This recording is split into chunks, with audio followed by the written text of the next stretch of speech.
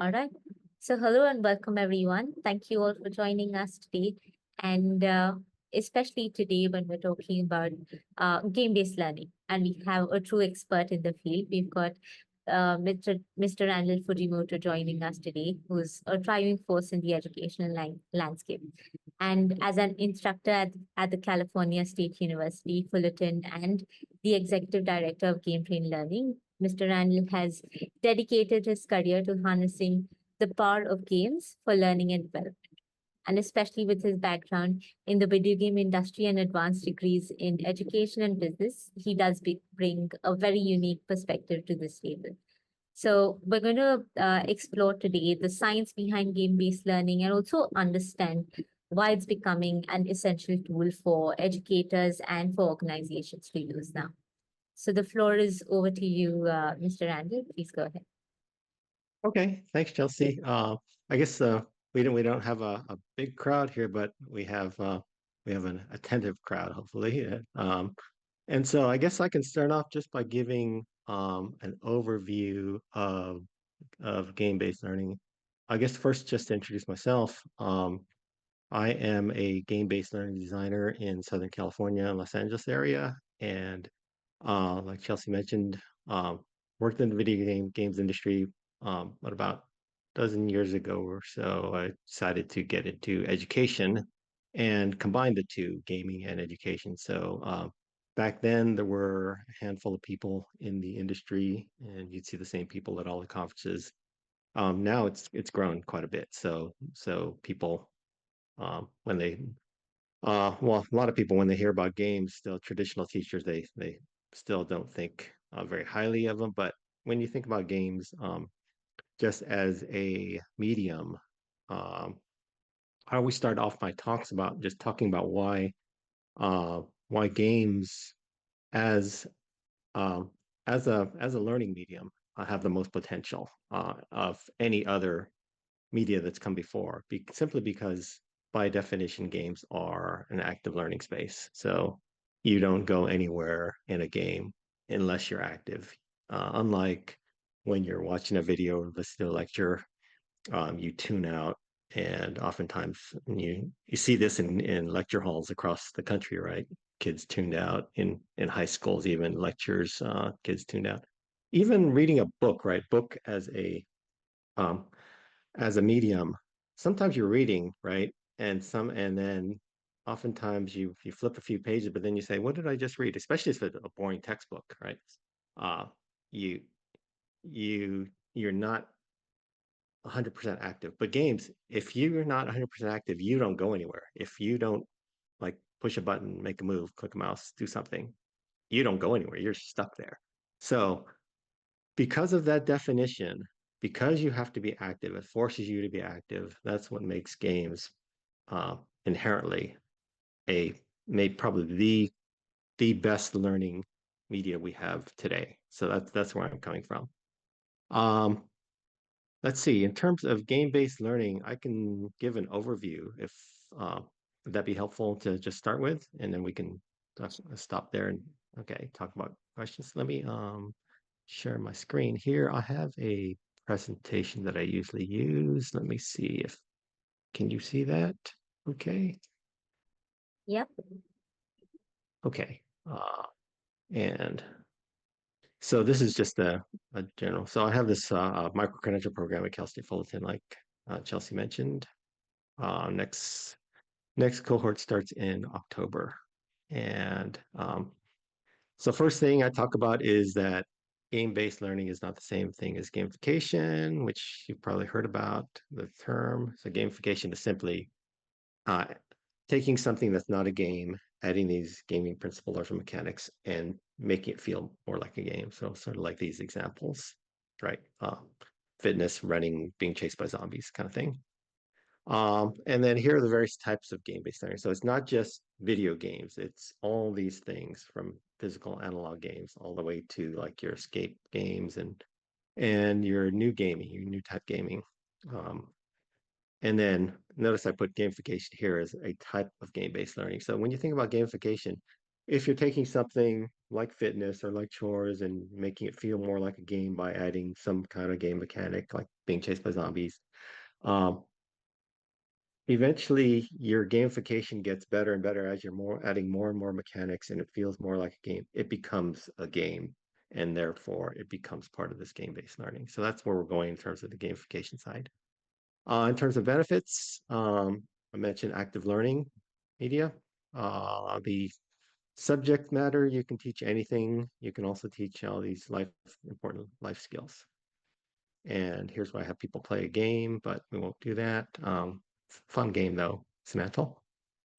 And then here's the kind of the foundation of it. And this is where we can kind of go through and Chelsea, I don't know if you want some clarification or if you want to chat on each one of these, because this is what's the most important part of thinking about how to design not just game-based learning, but any educational activity, any activity that you want to engage with today's gamer generation, which is not just young people, but it's adults too, and even seniors have this gameful mindset because everybody plays games and everybody is developing this gameful mindset. So in describing these characteristics, this is how these describe how a gamer goes through school, goes through work, goes through life. This is how we think and behaves now because of the influence of so many games in our lives, thousands of hours of gaming. So first is continuous feedback. So you see here, in schools, we've really focused on that big summative assessment at the end, right? We focus on the essay, the final exam, the standardized test. We try to give some form of, the T got cut off, the formative assessment. T got cut off because the formative assessment is so small that you give so little. We have so little time in schools to give that. In games, though, it's all formative assessment. You click a button, you make a move, you get some feedback. So every single thing you do, you're getting feedback. And at the end of a level, you might get a boss level or something like that, that you're as some summative assessment of your skills that you've acquired. Um, Anything, Chelsea? You Yeah. agree with this? Fine. Yes. So I just switched off my camera just so the recording wouldn't have just my face there. But yeah, I think one thing that I would love to understand when you're talking about assessment in games, especially when we're talking about even assessments in schools, right? One thing that the student, or at least one thing that the educators and organizations have started using are gamified versions of assessments, right? A lot of focus uh, has been drawn towards formative assessment from what it is right now, especially when we're looking at IB boards, right? And when we're looking at uh, we're looking at continuous evaluation of students and how they're learning through project-based learning, they're learning through, you know, the games, teachers are trying to gamify learning as much as possible, especially even with the lessons. They want to make it as interactive as possible. Teachers are, or at least educators are making an effort towards that. But as soon as we come towards the summative assessment aspect of, uh, you know, any form of evaluation, how would how would you imagine a school using games to assess students, right? Do you have any anecdotes or do you have any research that you have been working on or have worked on which can cater towards continuous feedback when you're talking about assessment? So yeah, you're talking about like assessments integrated into a game, so game-based assessment. So you're actually getting assessed as you're playing. So if you do say you have a game or any learning activity where you don't progress unless you're actually learning something, applying your learning, and so you don't get out of the level unless you've learned something. Um, and then you keep on trying, you're trying things, they're saying nope, sorry, you're trying something else, you're saying nope, sorry, and eventually you get there and you escape the level, right?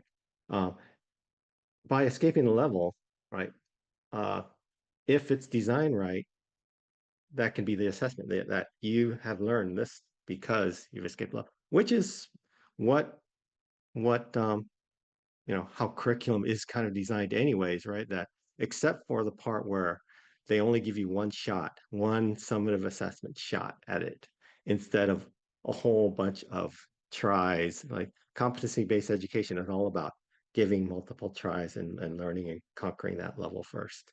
So um, game-based like assessment integrated into a game is it can be done really, really well. It takes a lot of planning though, right? To think about how and about the middle. Like some students might get through it or even skip that level because they already mastered that. That's I guess the a big question is how do you have enough time to do this for all the students? And if they don't reach like level 10, is that okay? Um, so kind of raises more questions. Thinking about um, how AI can help also in determining what levels you should start at, what levels, and how should the game um, give you if you keep messing up a few times, how should the game adjust to either give you more hints or guide you or give you some type of scaffolding to help you. So a little assistant there, like in escape rooms, right? You get like 3 hints, right? So things like that. How do you build in things like that? So that's all related to feedback. Yeah, I completely agree, especially when you're talking about continuous feedback. You would want to know what you're doing, right? And especially with games, and correct me if I'm wrong at any point, especially with games, what happens is you have an agenda in mind, you have an end goal in mind with most of the games that we have, right? And with the end goal that you have, you're progressing through, again, completely dependent on the game design. How you're progressing through uh, in a very scaffolded manner, by whether you're talking about difficulty, whether you're talking about new concepts, whether you're talking about, you know, just anything new, any new information that is thrown towards you or new mechanic, and which can be done beautifully through games, right? You put in a different mechanic, you put in a different storyline, you have a different narrative, and you still have an end goal in mind. Uh, let's take, for example, any basic concept, right, that you would want to teach. Say, let's talk about algebra and mathematics. How would you imagine an assessment being done through a game based, and a game based assessment like that? So yeah, math is interesting because um, way back when there was a game, well, there's still a lot of games where you're shooting numbers or you're shooting, right? And you're shooting and trying to uh, shoot the right numbers. And okay, so the worst education, quote unquote, educational games are the ones where you're like shooting ducks or something and you're shooting ducks and you run out of bullets and then you have to answer a math question and you get more bullets kind of thing, right? Where the learning part of it is a really small fraction of the gameplay, but the shooting part is like 90% of it. So what happens is that you become a really, really good shooter instead of a good math person. Um, Better would be to actually integrate the math into the main core loop or the core mechanic, right, of the game. What you're doing, what the player is doing over and over and over again, and integrate the math into that. So there's a handful of math games. I forget. There was one where you had to, I forgot the name of it, but you had to use math to create your spell. And in order to create the spell right, you needed math. And then once you got the math right, your spell worked right. Things like that. Um, Things like Dragon Box is a long time game, right? You play Dragon Box, that algebra where you actually, it's kind of a puzzle game where you're just moving things, but actually solving the puzzle is using algebra concepts.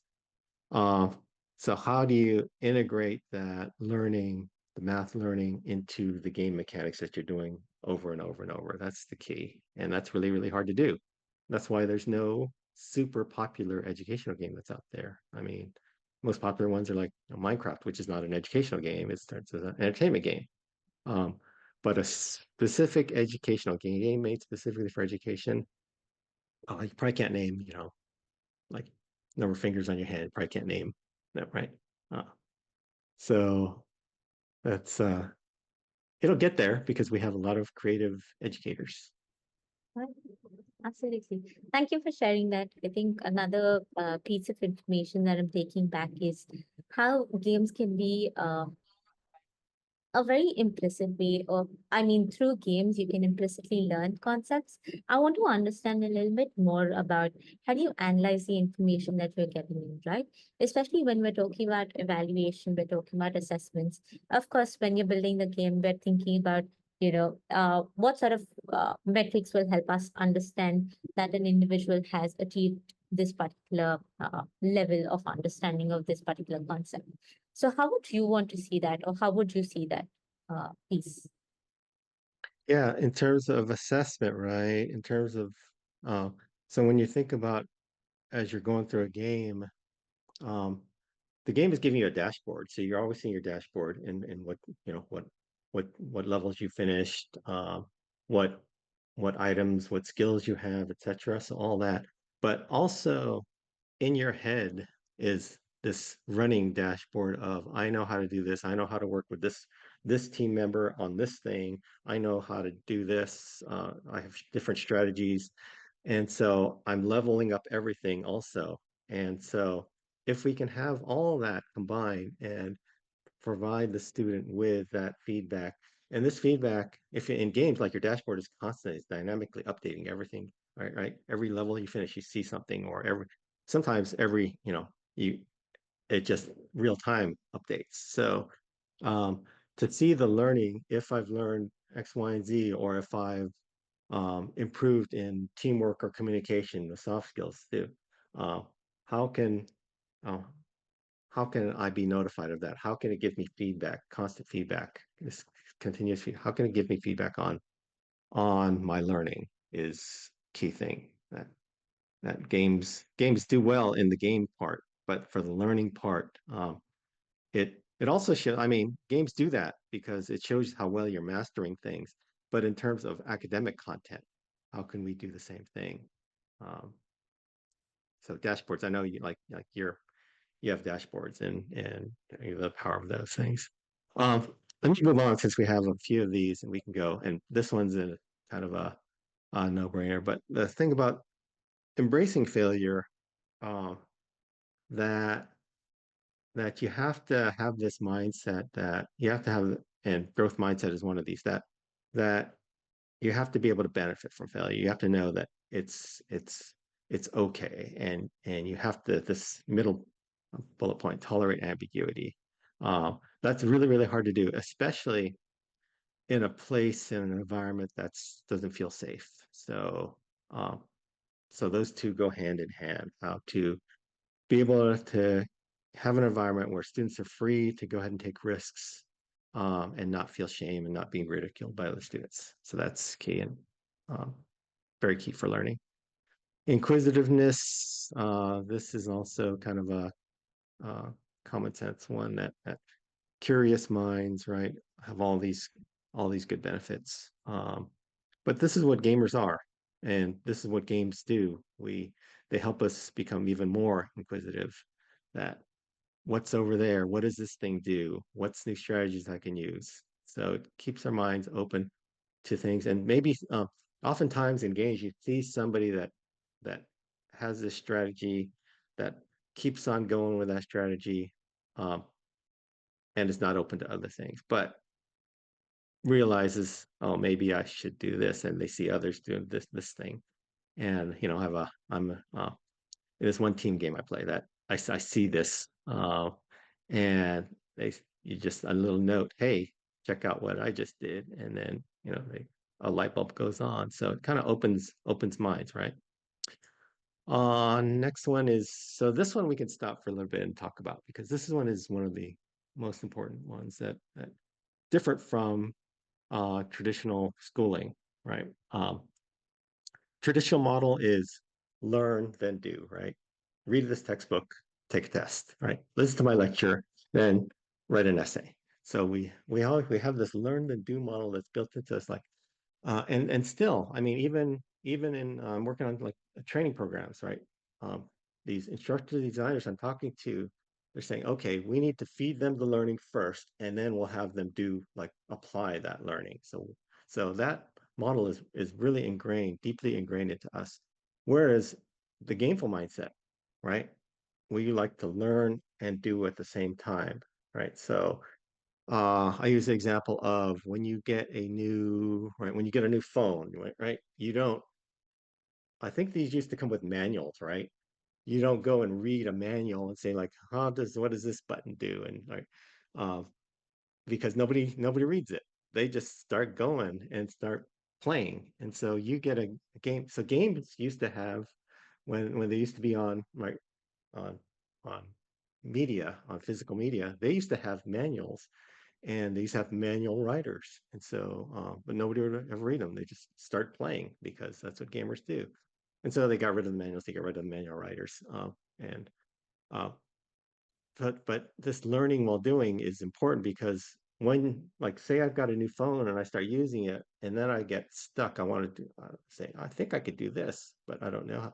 That's when the learning matters. That's when I have a purpose to learn, and that's super motivating to me. That's when I'll go onto YouTube. I'll go, I'll do all this stuff just to learn, just because I need to do this. That's what the gamer wants. So in games, when you get stuck in a game, then that's when the learning actually happens and you start going around. So that's what we need to do in education. We need to give students a purpose to learn, right? So that they want to learn, um, not like in third grade. I think it starts here in the States that third grade starts standardized testing. So they start giving text, like not text, but reading, like reading assignments to kids, right?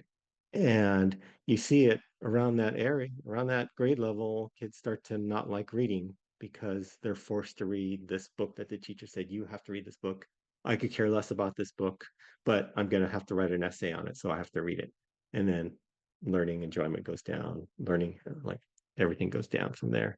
So I don't know, you want to chat on this a bit? That Oh, absolutely. I think I absolutely love the concept which you mentioned.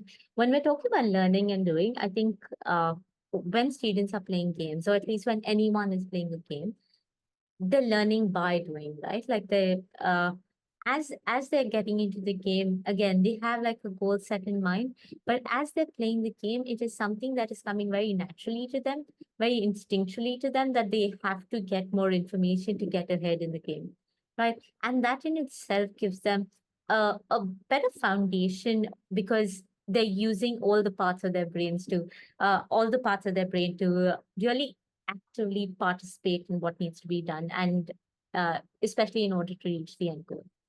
And one thing that I would love to add here, especially when you're talking about it being more contextual, even with any of the games that the students are playing, even if they're placed in and I would love if you could elaborate a little bit more when you're talking about contextual pedagogy, right? But I would love to really focus on how, while a child is in a game, even if the environment is different, even if the game is, but in like the literal sense, contextually different from the environment, the students are still able to gauge what is happening in the game, right? They're still able to get ahead because they have an end goal. They know what needs to be done.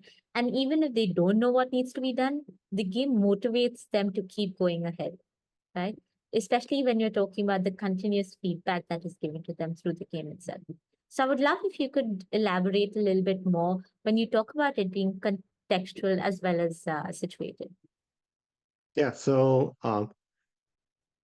all like well, all learning is contextual, right? So it's you don't learn anything just on its own. Yeah. It has to be in a context. Um, right? Even math problems, they're giving context, they're giving word problems, so they're giving context. Uh, and I think that the more the context is meaningful to the students, so the more they could relate to it, the more that if it's a narrative based, if it's like save this, save the world, save whatever, or figure out who did what. If if you get invested in it, and it's really easy with, especially in games with in narrative games, right? you can have a simple goal, right? Like save my pet from somebody that stole it. Um, and and to be put into some meaningful context that you have agency around how you go and solve that problem. Um, that's a very powerful learning environment, and I think the context um, at different age levels are different. Like each kid knows what they're interested in. So if you can have something, if an ideal situation would be that students uh, go into their own context, the context that matters most to them. So say they're a skateboarder, go into like a skateboard adventure or something like that. If I'm a student that's like really into skateboarding and I get into the skateboarding thing, and you know that that in itself is very motivating to me. So I'll be more likely to learn things and try things and stay in that environment longer. Um, so context it matters a lot, and it matters even more so, I think, for the soft skills where you are working together with others, you're communicating with others, and it depends on what context you're in, and and how you are interfacing or interacting with others in that specific context. So if it's like a sports game, or if it's in like a lab, or right, or all these different types of contexts, and how do you interact with people based on those contexts and who they are and the different roles. Uh, that matters in developing how you're communicating, how you're working together. So it it's a huge thing, that the environment is such a big.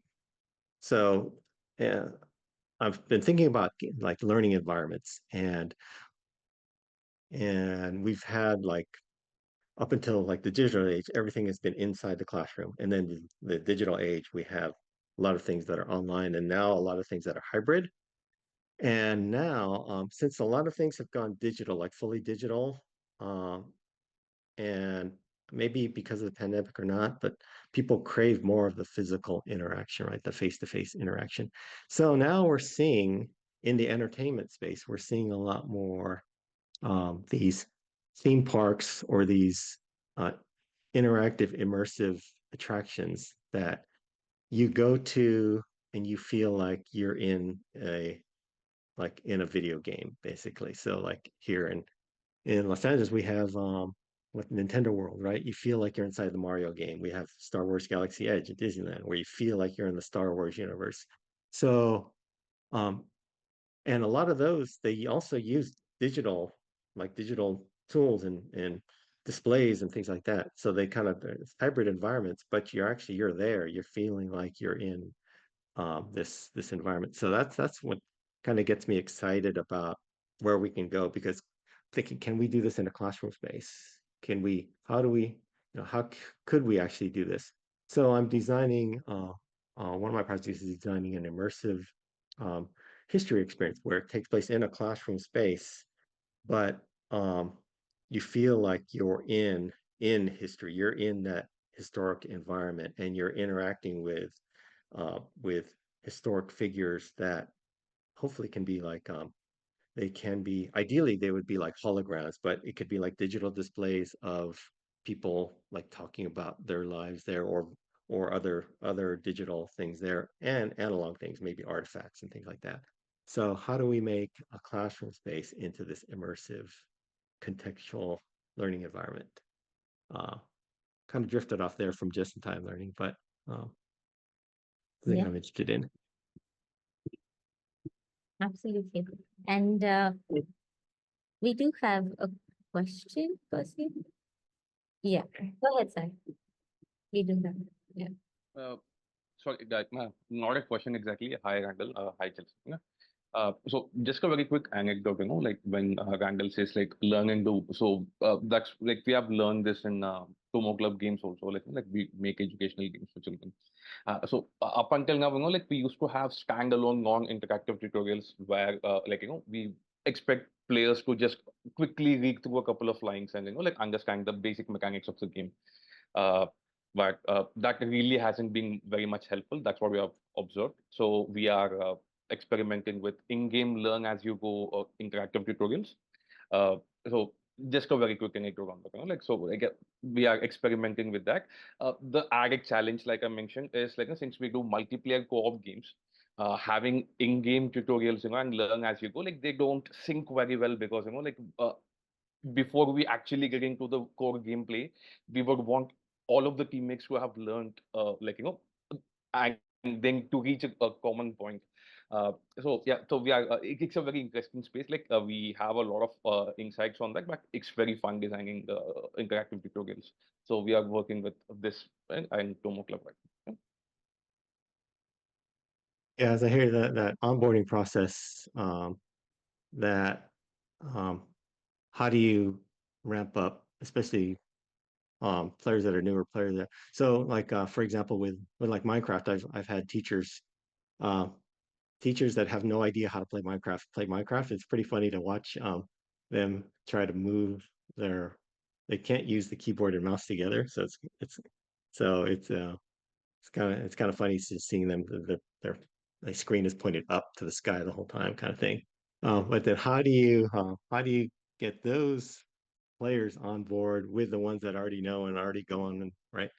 Uh, so that's always a problem. But there are I think if you can give easy levels where the advanced players can help the new players navigate and get up to speed fast, and that's what we found that teachers naturally want to help other teachers. So the ones that I think the education edition of Minecraft has a tutorial level where they can go through all together, and the more advanced ones can help the newbies.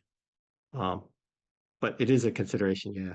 Yeah, a very quick, a very quick thought on this. So, like, just to teach the game mechanics, what you suggest makes sense, Randall. Say, like, if it's not an educational game, if it's again something like Minecraft where it's entertainment based, so yes, somebody who has learned the game can teach the newer players. But say, like, if it's a curriculum based game, yeah, and like which is very specific to TomoClub, like we have 1 hour and like we have to teach something in that 1 hour. So in this space, like somebody has already learned something which is relevant to the curriculum, and we have to ensure that all the players hit a certain threshold. Like it can't be that like you play this 1 hour, if you don't figure it out, it's fine. So like you have so essentially it's like as a designer we have to ensure that the players reach a certain threshold. So there is some like the tutorial is not truly in the control of the player, but we are forcing them to learn, because if you don't hit certain point, you can't like dwell into the deep like the later parts of the curriculum, or the later parts of the lesson. You have to learn. So it's like again, like we have to do a lot of A/B testing here, but it's like it's not that straightforward. Like yeah, okay, an experienced player could help in a different context, but in an educational game, it's slightly tricky there also. Like is the learning uh again, like is the learning being distributed equally? Yeah, it's that you don't want the inverse pyramid participation where just a couple people are doing all the work and everybody else is kind of just cruising on their coattails. Um, so I think the way that I've tried to design for that or around that is to have, say there's a team of four, to make sure that each player has a different sub goal, and that each player sub goal has to be achieved in order for the whole team goal to put together. And then if players have less skill or less ability, then their sub goal, their task should be easier then, right? And it should be more scaffolded and more guided.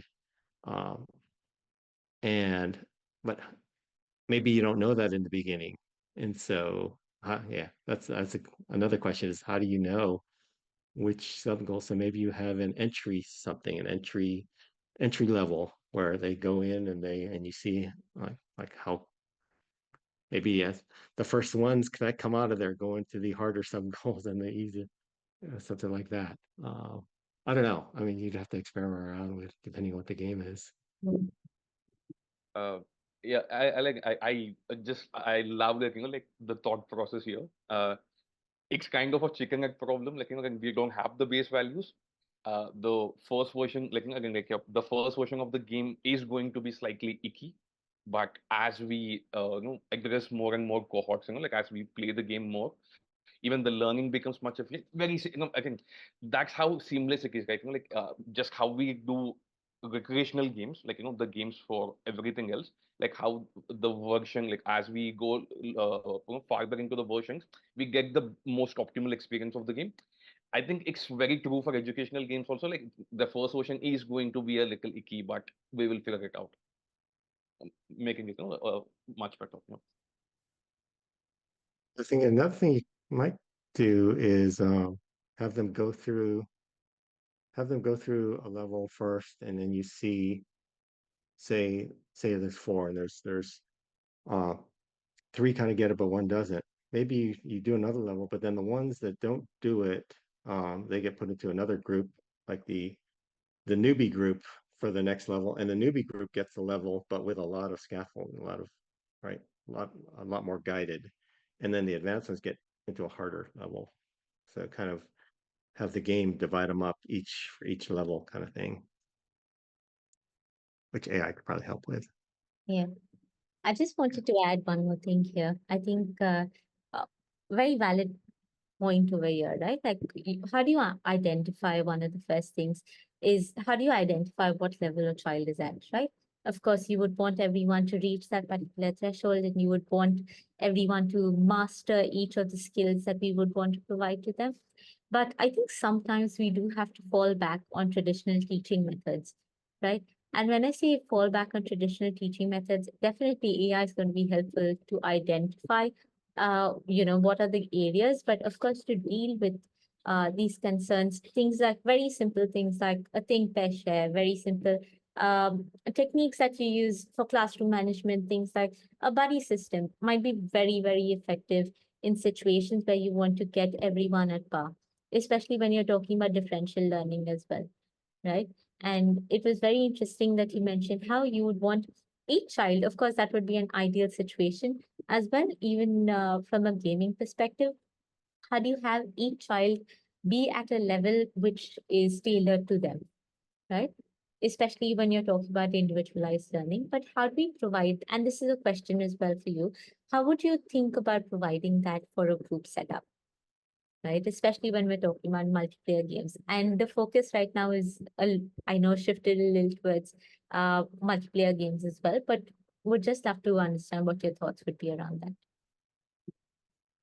Yeah, from one, yeah, I think multiplayer games, I think all games should be multiplayer. If not, I mean, just because of the fact that everything that you're doing outside of school, it seems like you're working with others, you're doing things with others. So that how it develops other skills besides whatever the academic content is, matters so much. And so thinking about um, how to how to initially assess and get, I guess, question back to you on this is that um, if you're taking a student and taking them from level, like your goal is to get them to level 10, all of them to level 10. But if you're taking a student population where they're starting from like 0 all the way up to like 9, um, is it better that your learning activity took a 9 to a 10 or a 0 up to a 5? So what is the bigger focus there? Do you want your zeros to go up to 5, or do you want your 7, 8, 9s to go up to 10? Absolutely. Very interesting question here and can be quite controversial as well, right? You would want to look at, especially when you talk about individualized learning away from group goals. right? One thing that I would personally focus on would be the the delta, right? Like, what is the delta for each child? What is the kind of growth that each child is going towards? What is the goal for that particular child? So, if at all a child is not able to reach, say, a 10, but their ability and their time invested in that particular activity enables them to go from a 0 to a 5, that's still growth in their books, right? And that would be my current goal, at least for each child that we would focus on, would be to would be to see what the ability of what what is uh what does the ability of the child allow them to do, right? And how can we as educators push them towards, a success that is achievable? That's number one, but also push them beyond their current mindset, right? How do we push them to keep achieving without feeling that they've not achieved anything, right? So, And as I have a slide, let me hey, go go. past this Yeah, one and go to there. Yeah, you've probably seen this. yeah, This is how this is what like you need to. I think for any learning activity, this is always important to keep in mind. And this is kind of the answer to that question about for high achieving, low achieving, low ability. Um, how do you keep them engaged? And so here is I mean, just to have this in your mind the whole time that matching skills or somebody's skills or ability to the challenge is what games do really, really well because uh, like level one, you start off with like, just like a wooden sword and like very easy monsters to conquer though, right? And then as you get up and better at other things, you get all these spells and whatever, and then you get these super good challenges.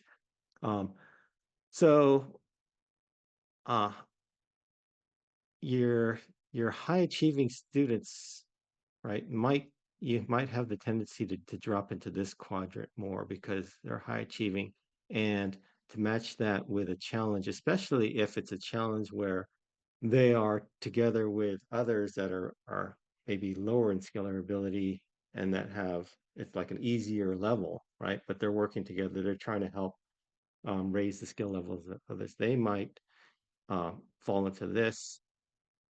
Uh, but if they're if um, the challenge is not so much the game to conquer the game, but if the challenge is to help raise the level of the others, so you kind of reframe what their goal is to instead of finishing that level is raising the other ones up so that you all can finish the level.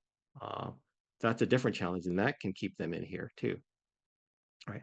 Um, you notice this wavy line too. So yeah, so for people that are familiar with um, this flow channel is the ideal state, is where you are in this state of flow, right? Where that time passes, and you're just doing this activity and you're fully engaged.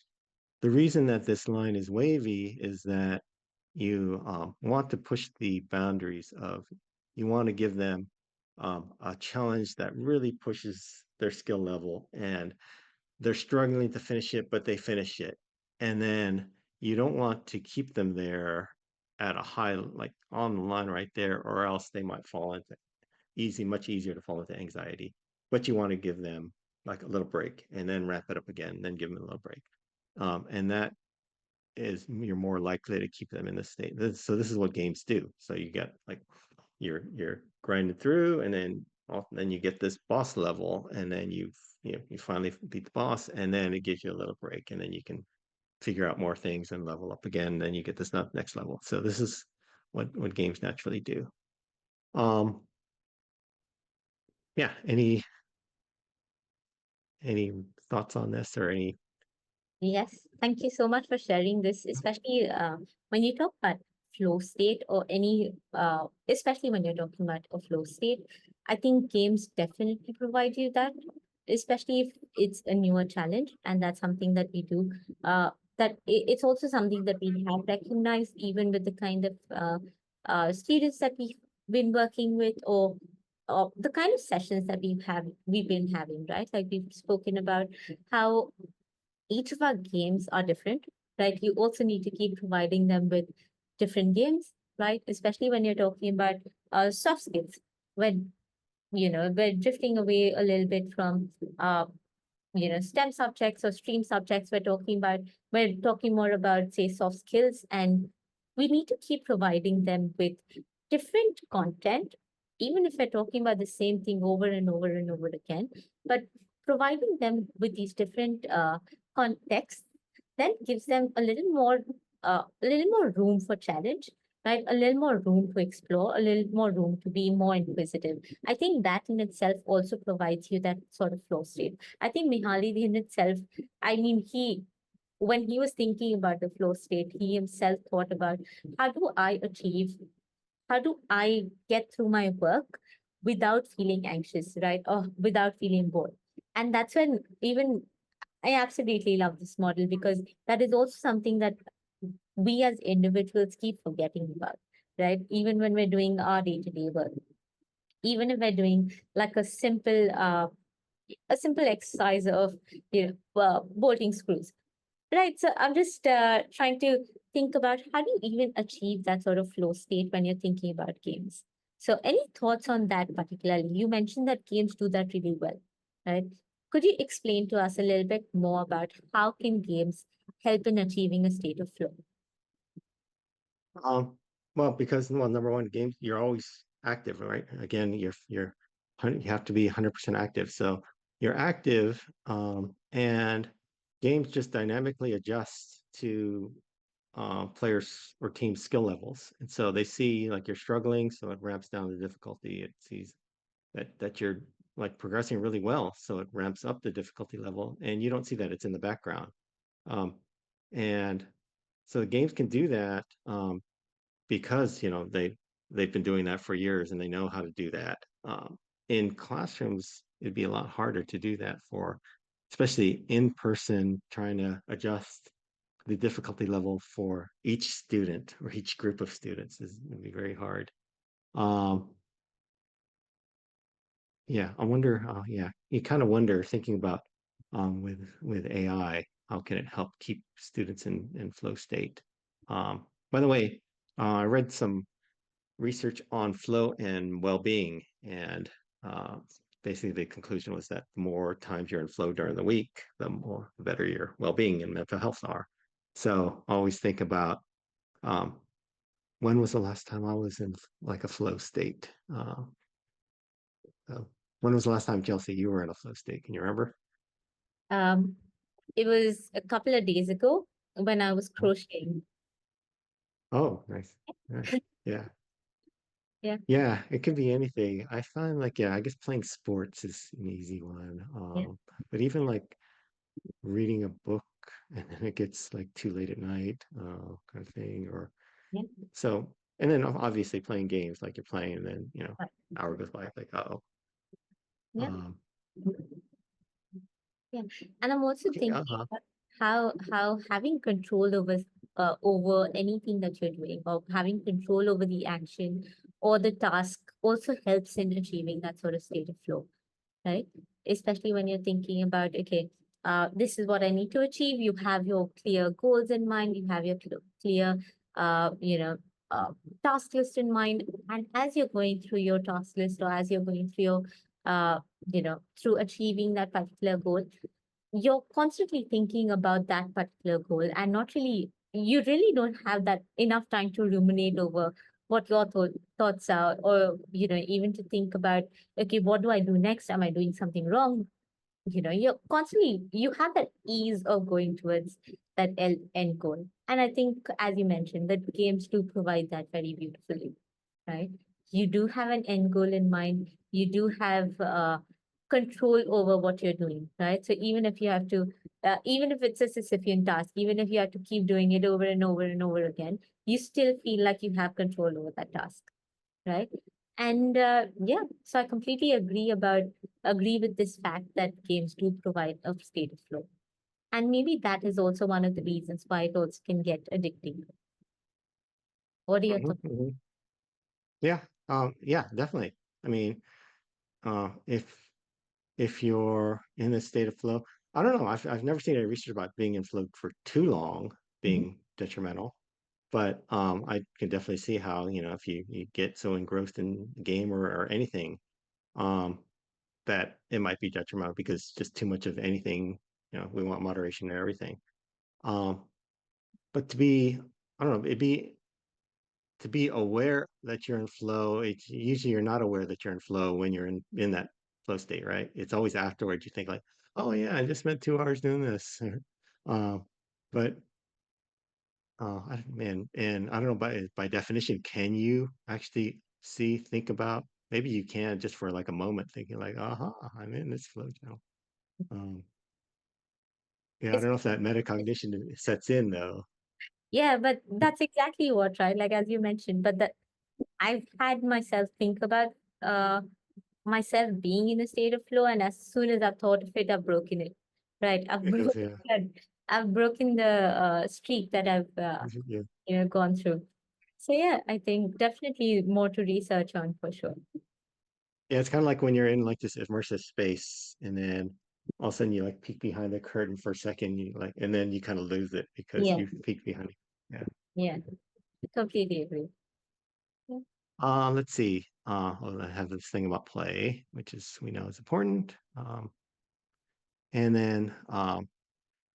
then this is the last thing I cover is about just intrinsic motivation. And so I know that that you and your team have researched all these. I put this up because I like to use this acronym SBAM, like spam. Could be like lunch meter, could be like the email. But anyways, I think like when I see a learning activity, or like a game or anything, right? I go through these four. I say, is it have social? Um, is it like social connections? Is that important for people? Does it have a purpose? Does it drive people to do something? Do people have autonomy in it? And does it give mastery feedback? And so I think if that learning activity hits on, you know, a few of these, two or three of these, then it's probably pretty good. If it doesn't, if it hits in like none of these, sometimes you see none of these, and you think, well, okay, this isn't going to last. So this is a kind of a quick um, motivation analysis I do for anything I come across. Any thoughts? Yeah. I'm sure you got you yeah. Go ahead. No, I'm sure that you've done, your motivational analysis on all your designs and your work, but I think that um, when you see a lot of things that are focused on extrinsic motivators, that aren't any of these, right? That have nothing to do with any of these, and you see a lot of time and effort being put into those type of activities, learning activities or entertainment activities. You think uh, that no, it's not going to work. Yeah. Right. Um, we do have Sai mentioning how a social game can be Monopoly Go, and autonomy can be provided by Sims. Right. Mm-hmm. You've got Dota, you've got CSGO. Oh, okay. And FP. Replacing shoots. Yep, yep. Yeah. And purpose question, right? Good question. Because I've had long discussions with my game-based learning microcredential program. I had this one discussion thread that kind of broke the discussion thread because it the size got smaller and smaller and smaller. So we had like about 20, 30 replies going back and forth about what is purpose? Like, why do you have purpose in here? And the reason I do is that purpose, like all of these could be purpose, especially like social helping people could be a purpose. But I'm thinking, uh, thinking about what does purpose mean in terms of motivation, thinking about something that is greater than you or outside of you that is motivating you. And in games, you see that often in the goal, right? Save the world, or in the narrative, find out what happened next, who's the murderer. Okay, so giving games give purpose really quickly a lot, and that becomes very powerful. So and movies. That's why we watch to the end of movies. Is that we want to find out what happened. So narrative is a key thing, but it can also be like having goal, like a concrete goal or various goals. So that's kind of my take on purpose. But I mean, it can be debated that, and I think that when you go back to the motivation research, like the self-determination theory and the other research, and you don't see purpose so much, um, although you do in Daniel Pink's, right? And he used purpose in one of his. So, anyways, I thought to include purpose here because it might cover something that's intrinsically motivated that doesn't fall into the other categories. The other one I was thinking about um, is curiosity an intrinsic motivator? And if so, is that also tied to purpose though? Because and right, so that can also, so I kind of fold curiosity into purpose too. Right? Quite interesting, right? Especially when I mean, I'm glad that you brought this up because I was going to actually talk a little bit more about purpose. I know we're a little short on time, but just really quickly, I'm glad that you brought up how we can tie up curiosity with purpose. Because again, when I'm thinking about intrinsic motivation, again, I'm thinking about what are my intrinsic goals with even playing games, right? Like, what am I really looking for when I'm playing the game? What is something that is driving me to, be in a setup where I have to maybe move one thing, uh, you know, move a couple of bricks or, play Minecraft for that matter. So what for the manner? I mean, when you're talking about purpose and when you're talking about even curiosity, I think as you're in the game, every game has certain purpose, right? And I would love to hear your thoughts on this. Do you think that purpose, or what would be your definition of purpose when you're thinking about intrinsic motivation? My definition of purpose, just to have a meaningful reason to do something. Oh, So, right, I guess that's simple. That um, if you have a meaningful reason to do anything, right, then you have that sense of purpose. And purpose you can take into a bigger level. Like, why do I do anything? Why do I get up in the morning and do a webinar like this? It's because of this purpose, driving purpose to make education better, right? So that's um, in so in Japanese we call that ikigai, like having this reason for being. Um, but in games, right, like you said, games just naturally they have goals, they have something that that draws you in, that's meaningful to you. So go outside. Do you want to add? Yeah, I have like again a slightly, it's like it's not a related to the theory of it. Like Randall, you did mention that educational games are not the most popular. So yeah, I know. I agree with you. No, I can't agree more with you on that. And so I've been pondering, like why don't designers like because like there are I mean there is no scarcity of game designers, but there is a scarcity of game designers who would do an educational game. Right. So again, I have been in this for like, for less than maybe like 5 years, but I really haven't seen people pouring into it.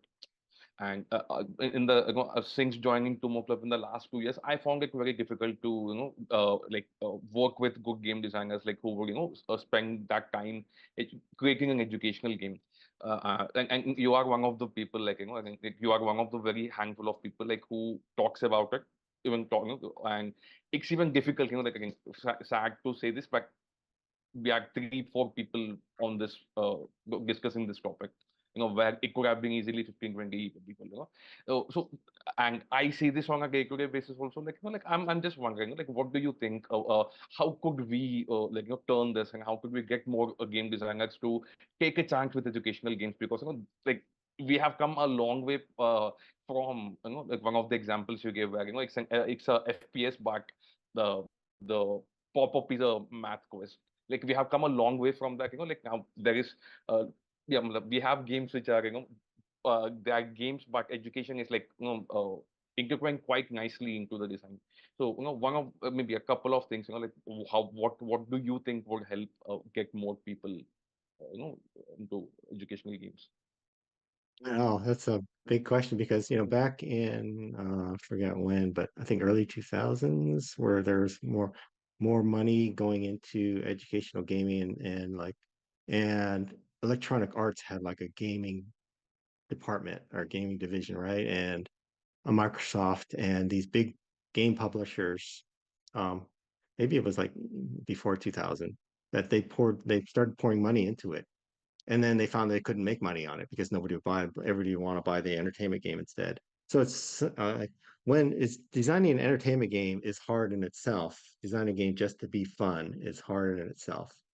But to design a game that has to be just as fun or almost just as fun and very educational and have all this learning content in it is super hard. And to have that succeed in the market and to put the resources behind it. So they just said, forget it, we'll fold up these divisions and then, um, you know, and we'll just make money on our entertainment games. But like within the past, whatever, 5 or so years with all these um, game design tools, and more indie designers being able to create their own games, right? Going back into the person in their own garage kind of metaphor, where I'm a person or two people in my garage, and I can actually make a game. We have a lot more these these serious game designers, these indie game designers that are designing games with specific learning goals in it. And we see a lot of those in like Games for Change, or in Indicate here. So we see a lot of those, but they're still very small and they reach niche audiences. And so, how do we attract more designers into this space? I think, hopefully it happens naturally because the entertainment game space is so crowded and so competitive, and also that people um, have more of a they have more purpose, they have more social purpose, more activism going on, more I need to do something to help society mindset going on. And so I think with the rise of that mindset, with these tools, with the ease of game design and development, um, I'm hoping that naturally, like more and more people will get into this space, and we'll have more people at things like this, and more people come into my micro program to see what can games actually do to help people learn about whatever academic subject, social movement, soft skills, anything. Uh, so, I mean, we're all here trying to row this get this boat started. So, I mean, thanks for having me here to help row the boat. Yeah. And we're really glad that you could take out the time to be here, because I think we've gained a lot of insights, especially when you talk about gaming and when you're talking about even building games to reach our educational purpose, right? Especially because TomoClub primarily right now talks about soft skills, or skills are critical thinking. We're talking about leadership. We're talking about innovation, and through these games, we're trying to build better citizens at the end of the day, right? We're trying to build better humans, or at least trying to get every student to be kinder to each other, right? But even with all of these games that we have, we know that students need to have, again, that sense of purpose with the kind of games that we're also developing. How do we drive intrinsic motivation through the kind of games that we're also developing and creating at our end? So thank you so much, Dr. Randall, for all of the lovely insights that you provided us with today. And I think even when we talk about like a game-based learning framework, we would love to understand, or we would love to have you back again for a second round of conversation along designing games for soft skills, or even designing games for from the perspective of an educational goal. Sure, that would be interesting. Yeah, I'd love to come back for or maybe a design session about designing games for soft skills, because that would be very interesting about different ways, and especially if we can incorporate like AI NPCs, because I'm thinking like, you know how you go into like you got your MMOs or something, you're in a guild with other players. What if some of the guild members were AI NPCs, but you didn't know it? And could you interface with them and like be go on like this raid or something with them and communicate and work together with them? And then Yeah, at the end, you find out, oh, like half of them were NPC AI. yeah. Or could you actually develop soft skills through that, even though they're NPC AIs? Yeah, that would be really cool. So definitely, I mean, if you're up for it, we can uh absolutely organize something like that. And it'd be nice to have other game designers also join us. I mean, from across the world, so that we can get to learn a little bit more from you. Yeah. And That'd be fun. before we close, I love the book in your background, The Theory of Fun, especially Oh, by Ralph Foster. We absolutely love the theory of fun because we've used this particular framework even to build our games initially. So yeah, that was it. And thank you once again, Dr. Randall. Any final thoughts before we leave?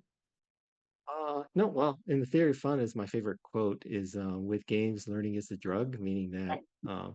that in games all you do is learn, and as you learn how to use this tool, you learn a new strategy. Once you learn something, all you want to do is learn more. So it's like a drug feeding on itself. So the learning kind of feeds on itself. All you want to do is learn more and more and more. And so why can't like schools and education be like that? We need Right. like learning feeds on itself. Exactly. So thank you once again, and we'll take your leave now. And thank you everyone for watching. And we hope we'll have a second version, and we'll see you all later. Take care. Bye bye, everyone. Okay. Okay. Thank Thank you, you. Dr. Bye. Andrew. Take care. Bye bye.